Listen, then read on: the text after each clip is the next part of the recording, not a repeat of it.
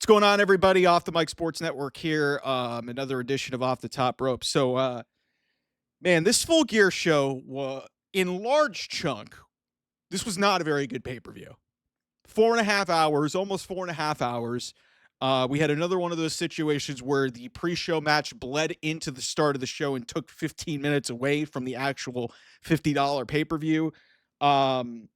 I will talk about Mercedes Moné and Chris Statlander a little bit later on. An incredible tag team match between Brodito and FTR. FTR is the new tag team champions. But the big story coming out of this show is something that I hinted at the other day, that no disrespect to Hangman Adam Page, it was not working for him as the AEW Men's World Champion. It was not working through bad booking and maybe just the fact that Hangman is a great character to root for in the chase. As a champion, he is not that good. And Samoa Joe had just turned heel. You had some other things that you could explore. It was a steel cage match you could get out of it. There was a lot of blood on this show, which was a whole other issue that we need to talk about at a separate point. Way too much indie mud show nonsense. A lot of blood on this show. A lot of hardcore spots. But that's what AEW does. But anyway, Samoa Joe actually won the world championship. The second time that he has won the world championship.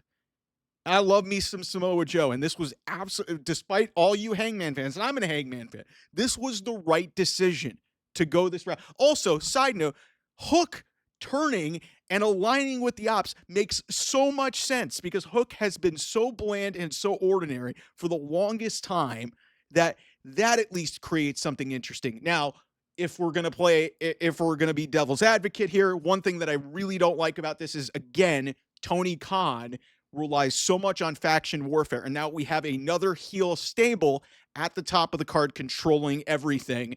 But it seems like, for those who are paying attention to this show, it seems like the Death Riders are heading towards some kind of, shakeup or maybe breakup in some form or fashion, with Jon Moxley losing again to Kyle O'Reilly on this show. But I hinted at it in kind of a little bit of my preview and my looking ahead to this show, that if you wanted to do something drastic, and AEW needed a shakeup of some kind, they needed a shakeup of some kind to, really at least create some sort of, interest in this product, because it is just really, ever since the big moment that they had in Texas, nothing's happened. There's nothing interesting about this show. Again, the Hangman title run, I think it was like 130 days. Nothing happened. He beat MJF. He beat Kyle Fletcher. He beat Samoa Joe once in a babyface versus babyface capacity. He beat Jon Moxley. And none of this really even registered to any capacity. So by giving Samoa Joe the championship, you at least open the door up. And then on top of it, Swerve Strickland's back. And the closing shot of this show is Swerve Strickland and Hangman Adam Page standing shoulder to shoulder as maybe allies? That's interesting. What have I been complaining so much about with this company for the longest time? They do not have a ton of interesting narratives specifically at the top of their show. The Death Riders sucked the life out of this show for a year.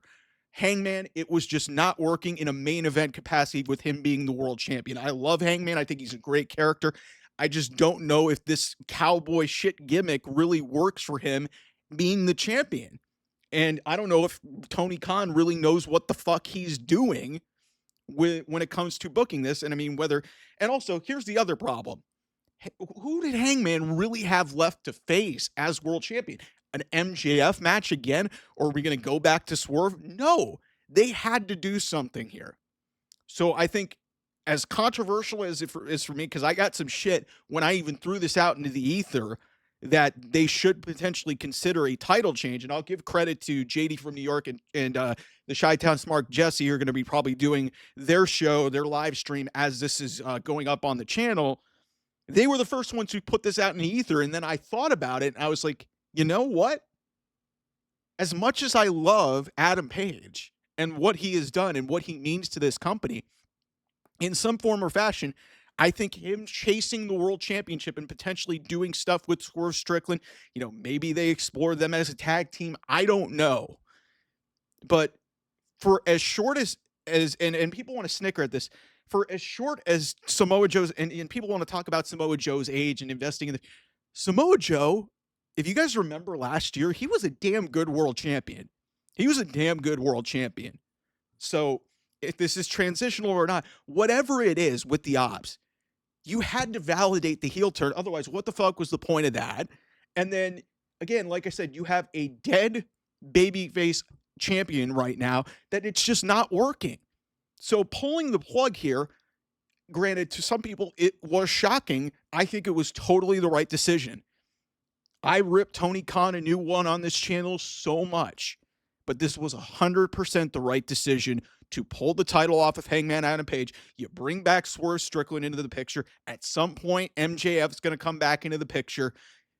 Like I said, this show, for a large chunk of it, was not great. There was a couple of good matches on the show. This was gratuitously violent. It was well wrestled, and then it got turned into a clusterfuck at the end. But the result really is what's going to define this show, and it was, to me, what needed to happen.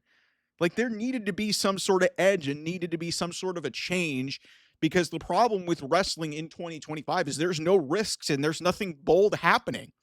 Like, I was clamoring for WWE to pull the title off of Cody Rhodes and give it to Drew McIntyre, and they won't do it because they're so corporate and Cody is their guy, and I get that. Now, Hangman's a little bit different, but I give credit to Tony Khan for taking a risk here and at least seeing where we can go with this. Do I have 100% confidence that he's going to be able to do something interesting with this? No. He has proven in the last several years to not know what the fuck he is doing. But I will give him this. Hook turning makes a lot of sense. Now you've got the Eddie Kingston component, and maybe they could turn Eddie into something interesting because he has been a complete dud since coming back at All Out. So that at least creates something interesting. Jon Moxley seemingly is heading towards some type of a babyface turn at some point too. So that's at least a little bit interesting. You've got Swerve Strickland seemingly aligned with Adam Page. Like, when those two guys are together, whether they're on the same side reluctantly or they're fighting each other, it's interesting television. So listen, I'll say this, like, I thought that there was a possibility that they may not do, but I thought Tony was too much of a coward. He did it. I thought maybe MJF would factor into this because, you know, hey, redeeming himself against Samoa Joe. But Swerve Strickland comes back, so now you've freshened up that picture. You have a heel champion. You have multiple baby faces potentially to chase. We'll see when Will Ospreay, he's probably not coming back until next year. But this show is way more interesting now. And yes, people will say, yeah, Samoa Joe's almost 50. Who cares? Samoa Joe's one of the best professional wrestlers in the fucking world. And, you know, this whole new dynamic with, you know, heel ops actually makes some sense. And, you know, we're probably gearing up with the Elite aligning, which was another interesting element to this show. You know, Bucks turning babyface again, aligning with Kenny Omega. It seems like we're going to head towards them winning the Trios championships, and maybe that makes it interesting, even though those titles don't really matter.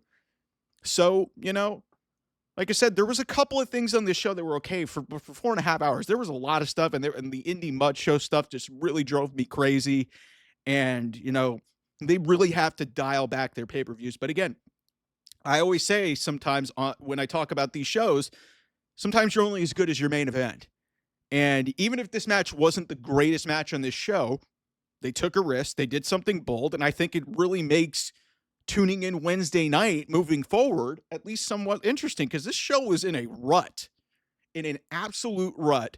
Really, with the Death Rider stuff, and then, you know, it kind of picked up a little bit going into All In Texas. And then since then, especially with Hangman as the champion, nothing had been going on. So I give him credit, man. Congrats to Samoa Joe. He's my guy. I've always loved Samoa Joe. It's going to be very interesting to see how this works out moving forward. I would wish that it didn't have to resort to too much factions controlling everything, but at least, you know, Hook being involved in this and screwing over Hangman, you know, Swerve being in the picture, you know, at some point MJF's going to be back. So there's a lot going on here. And I think it creates at least some intrigue for the final month of 2025 and at least going into 2026 that maybe AEW could have something going for it. We'll see if Tony Khan can prove me wrong again, because he proved me wrong here. He actually took a risk, and good for Tony. Anyway, thanks so much. I'll see you guys soon. Bye-bye.